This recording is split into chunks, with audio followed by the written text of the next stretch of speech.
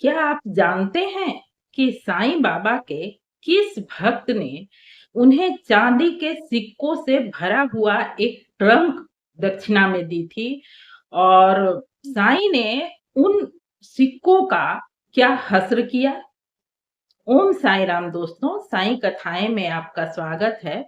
आइए आज की कथा में सुनते हैं भक्तों की बाबा की कथा तो हम आज तक सुनते ही आए हैं, लेकिन बाबा के ऐसे-ऐसे अद्भुत भक्त हुए हैं कि इस कथा को बाबा की कथा से अधिक उस भक्त की महानता की कहानी मानना चाहिए। आप सुनकर देखिए, आपको कैसा लगेगा, आप कमेंट करके अवश्य ही बताएँ। बाबा के एक बहुत ही समर्पित भक्त हुए हैं, एस काका दीक्षित। तो इन ये बाबा के ऐसे भक्त थे कि इन्हें ये बाबा के सिवा उन्हें कोई और भगवान, ईश्वर को वो मानते ही नहीं थे, जानते ही नहीं थे। उनके लिए साईं ही सब कुछ थे।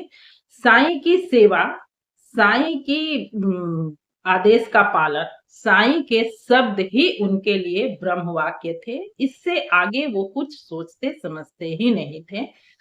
और उन्हें बाबा से उन्होंने कभी अपने लिए कुछ बहुत अधिक भौतिक सुख की कामना भी नहीं की थी। बेहद समर्पित भक्त थे। तो एक बार की बात है कि वो नागपुर से अपने एक सब जज मित्र, जिनका की नाम था श्री गर्दे, सिर्फ टाइटल दिया गया है, श्री गर्दे उनका नाम था। उन मित्र के साथ चांदी के सिक्कों से भरा एक ट्रंक, जो कि उन्होंने अपनी मेहनत से कमाई थी, काफी ईमानदार थे। ठीक है कि वो डिप्टी कलेक्टर थे, पर वो काफी ईमानदार थे, तो उनके मेहनत की कमाई थी। वो ट्रंक, पूरे एक ट्रंक चांदी के सिक्के लेकर अपने उस मित्र के साथ शिरडी आए। शिरडी आने के बाद उन्होंने बाबा के सामने वो ट्रंक को रखा और कहा कि साईं, इसमें जो कुछ भी है वो सारा आपका है। साईं ने कहा, हाँ सच, तुम बिल्कुल सच कह रहे हो। तो दीक्षित साहब ने कहा कि आप ऐसे क्यों कह रहे हैं साईं, मैं तो हमेशा जो भी आपको दक्षिणा में देता हूँ, तो बस वही मेरी आज ये दक्षिणा देने की इच्छा है, ये सब कुछ आपका है। साईं ने कहा ठीक है। उन्होंने उसे खोल के देखा। उन्हें खोल के देखने की आवश्यकता क्या थी? इतना पूछने का अर्थ ही है कि बाबा को पता था कि उसमें है क्या।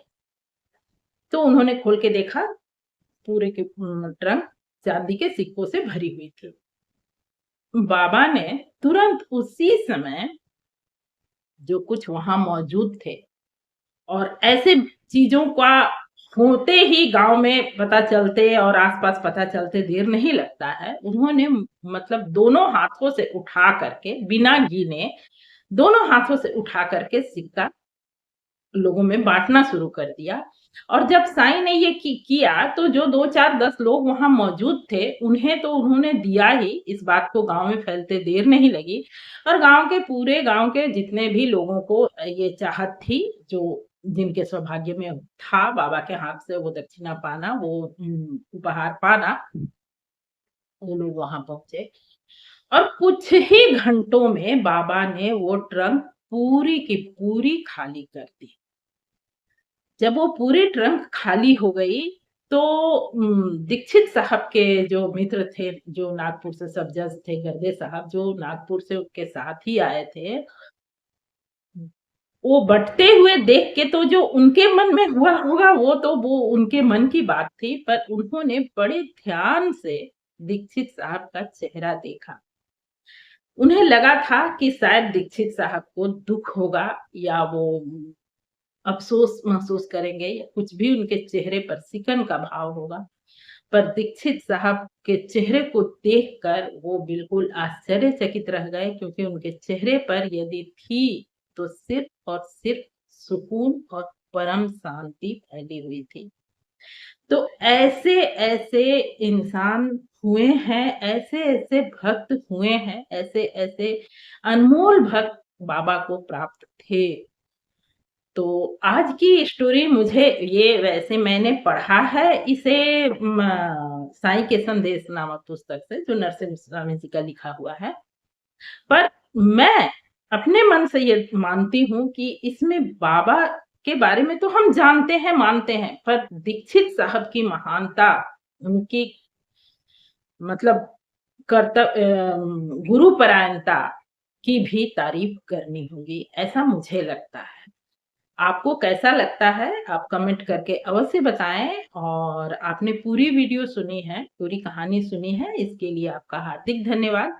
और यदि आप ऐसी ही अच्छी, सच्ची और जानकारीपूर्ण कहानी सुनना पसंद करते हैं, तो कृपया इस चैनल को सब्सक्राइब करें। मिलती हूँ फिर से किसी ऐसी ही अच्छी, सच्ची कहानी के साथ। तब तक के लिए ओम साई राम, नमस्ते।